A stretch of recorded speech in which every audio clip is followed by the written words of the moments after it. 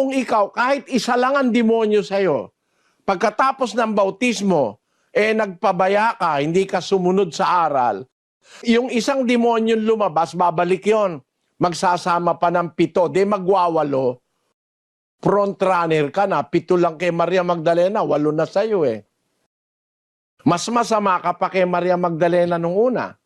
Kaya, paano mo sasabihin ngayon sa akin na ang kaligtasan na hindi na naiwawala? Once saved, always saved. Osas. Hindi sinusuhayan ng Biblia yan. Ang eternal salvation ay para sa susunod. Pero kung hindi ka susunod, kahit iniligtas ka na ni Kristo sa kasalanan, sa unang phase o sa unang step ng salvation, iniligtas ka sa kasalanan, reckless ka naman, lalayasan ka ni Kristo. 2 Korinto 13:5. Siyasatin ninyo ang inyong sarili kung kayo'y nangasa pananampalataya. Subukin ninyo ang inyong sarili. Hindi ba ganinyo nalalaman sa ganang inyong sarili na si Jesucristo ay nasa inyo? Maliban na nga kung kayo'y itinakwil na. Kahit nasa iyo pa si Kristo, pagka gumawa ka ng reckless imprudence, nambababae ka, may asawa ka na, 3 pang kabit mo. Pagkatapos nasa drugs ka, araw-araw kang lasing. Ako man ng Kristo, hindi ako magtiyatiyagan tumira sa'yo. Sabi niya, nakasulat hindi nyo ba alam na si Jesucristo nasa inyo? Maliban na nga kung kayo'y itinakwil na. Ang liwaliwanag naman ng Biblia. Ewan ko lang, pag ako nagbabasa, ang liwanag naman ang naiintindihan ko na talagang yan salvation, kahit inumpisahan ka na ni Kristong iligtas, pag hindi ka magpapatuloy, lalayasan ka ni Kristo.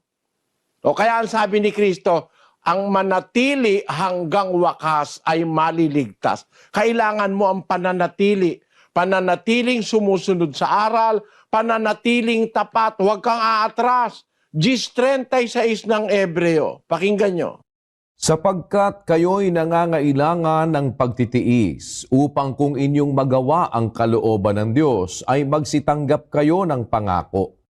Sapagkat sa madaling panahon, siyang pumaparito ay darating at hindi magluluwat.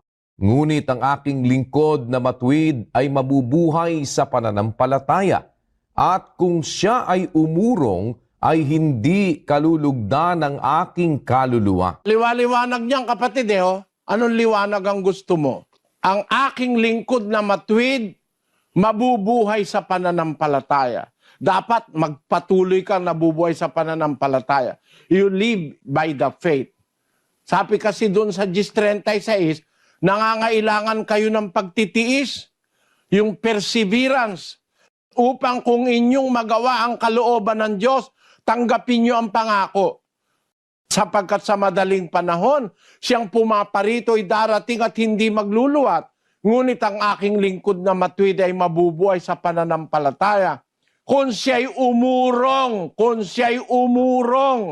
hindi siya kalulugdan ng aking kaluluwa. Paano ka maliligtas pag umatras ka?